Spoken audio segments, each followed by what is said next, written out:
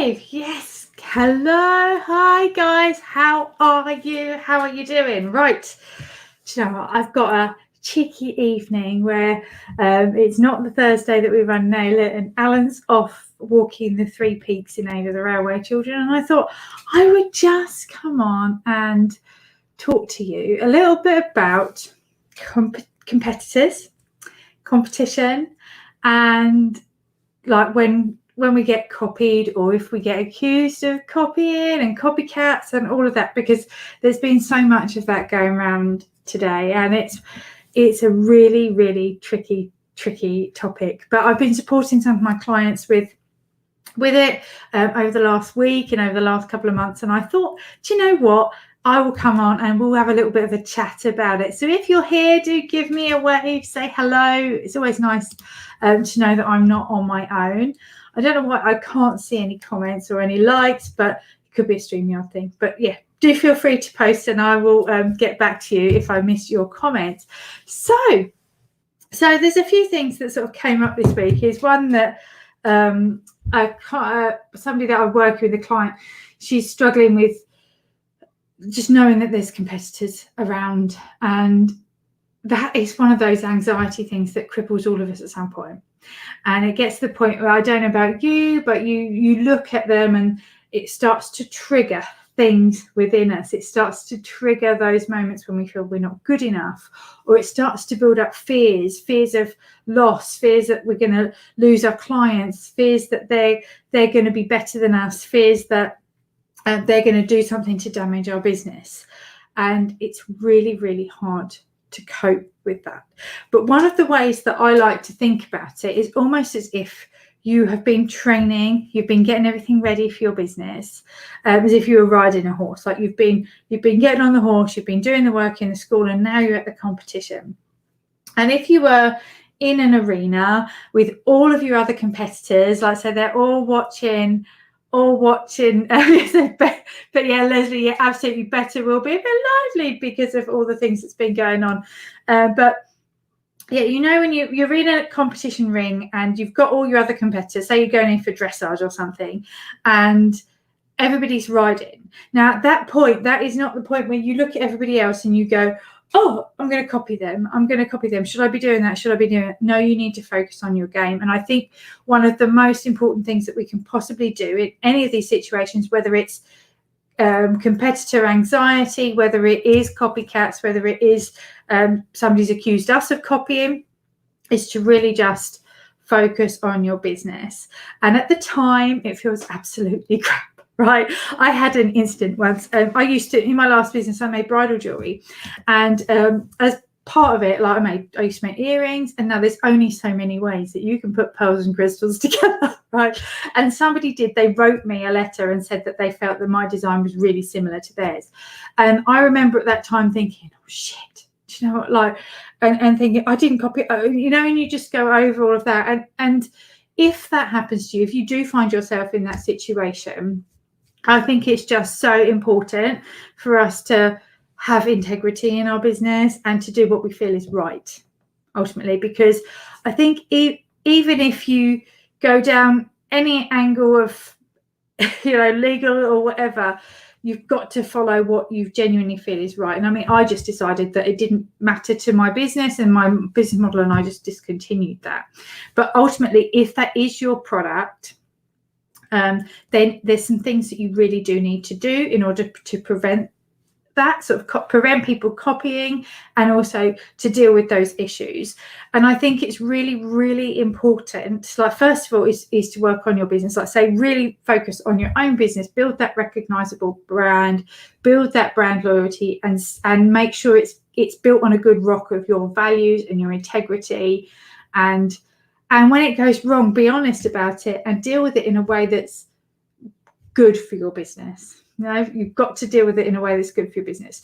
There's also things that aren't copyable. Like, that products are always replicable. Like this, for example, this is the Post-it note, right? The good old Post-it note.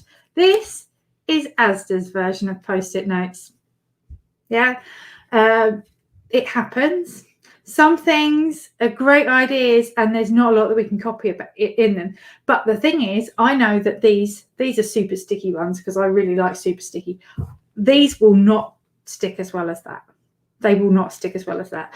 Also, if you are focusing on building great experiences, building in a good customer loyalty, if you are focused on great customer service and you are really showing up as you can't copy that. Nobody can copy that. No matter how hard they try, you are unique in that. But also make sure that you get some legal advice if it does happen. Make sure that you register with the trademarks, like go and have a look at trademarks. And again, if you're bringing out anything new, do go and check the trademark. Right, this is so important. Do go and check the trademark. And again, with my previous business, I had the trademark.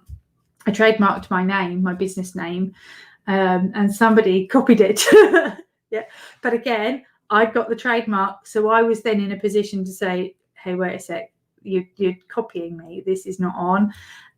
They didn't just copy the name; they copied my whole website as well.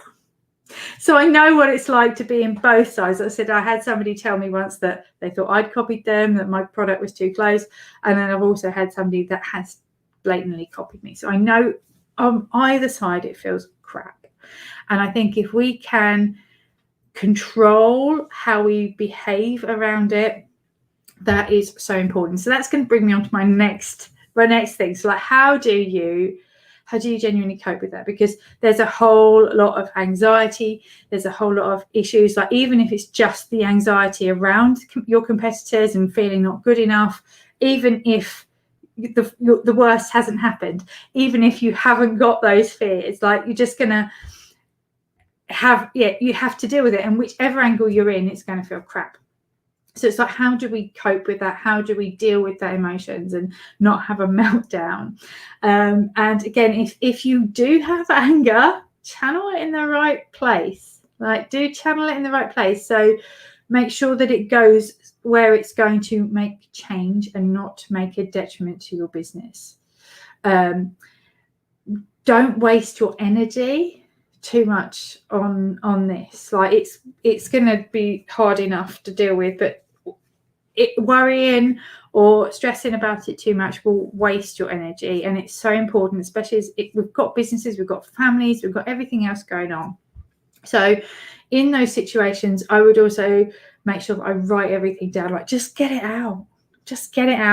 Like, because if you're holding on to it, it's gonna keep coming out. The anger's gonna keep coming up. You're gonna have all those repeats. It's gonna make you feel awful. So maybe journal. Like, I think sometimes journaling is a great thing to do. I always like journal every night before I go to bed. I just keep my diary there and I write a little bit about whatever's happened that day. And if it's been a tough day, I go to the notes pages at the back. That's my way of doing it.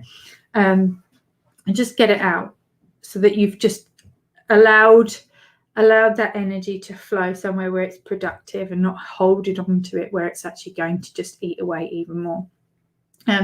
Speak to people, speak to the right people. Like, so go and speak to people who genuinely know about this situation. Go and speak to people who are on your side and on your team and they support you, who you can vent at without having judgment or anything else that you need to. It's like, a lot of the time my clients are often say, "Oh, I shouldn't have said that." I'm like, that is what I'm here for. Like, if it means you pick up the WhatsApp and you get on Voxer, my clients know that's the way. They're quite in their terms to just rant at me. I'm quite happy. I'm a safe space to do that too. So find somebody that is a safe space for you to talk to, who's going to actually give you the right support, the right advice, even if it's just like, okay, you've got that out now, let's move on. But that's going to understand, because there's nothing worse than dealing with somebody who's either going to just wind you up even more and make it worse, or somebody that doesn't get it. So make sure you've got somebody good to speak to. You might like to do other techniques, like there's meditations might work for you, might not be your thing. I would also think about maybe moving, like just going out there, doing some exercise, go and run, go for a walk, and just get that energy put into something else. And the other thing that I think is really, really important, like if you are struggling with fear of competitors, or your fears have come true about your competitors, one of the techniques that I use with my Nail It masterminders and also lots of my clients is I'm an EFT practitioner.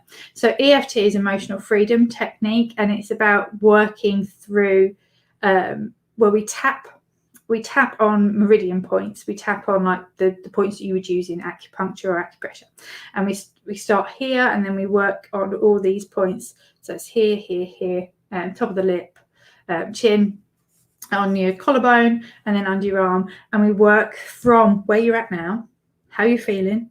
We accept it. We tell ourselves that we're okay, and then we take ourselves to where we want to be, and that, rather than trying to fog over it and ignore how you're feeling, it actually acknowledges where you're at, how you're feeling, what anxiety you've got, and moves forward. And so one of the things that I did this week is I recorded an EFT tapping script, just to go through how I'm feeling about competitors, then I'm worrying about this and I'm worrying about that, and this is how I'm going to move on. And it really does give a quick shift. I mean, there's times when in business it's a trauma, or it's something else that's causing our mindset blocks and our barriers.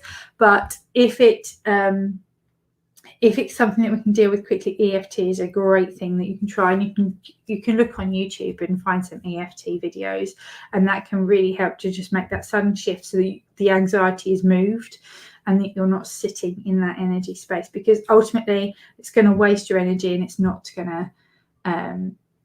going to help you move forward in this situation, because ultimately we've got to get the best out of your business, and it's about being human and just following what you feel is right for you and your business. So I'd love to know what your thoughts are on that. It's just sort of a quick sort of thing that I wanted to come in and let everybody know that I am here at the moment. Like, it's finally August. We've got the school holidays out of the way, and I'm now back in the zone. So I'm looking forward to seeing where you're all at with your businesses. But yeah, let me know, have you got any experiences of competitor anxiety or copycat issues, either from either side of the fence? I would really, really love to know, because I think it's important, and when we can understand what it's like from both sides, it makes a big difference. And I'm like, as a business consultant, mentor, coach, like, I get it a lot. There are some effing amazing coaches out there that I really, really admire. So it's how do we deal with that? So I hope that you found this useful.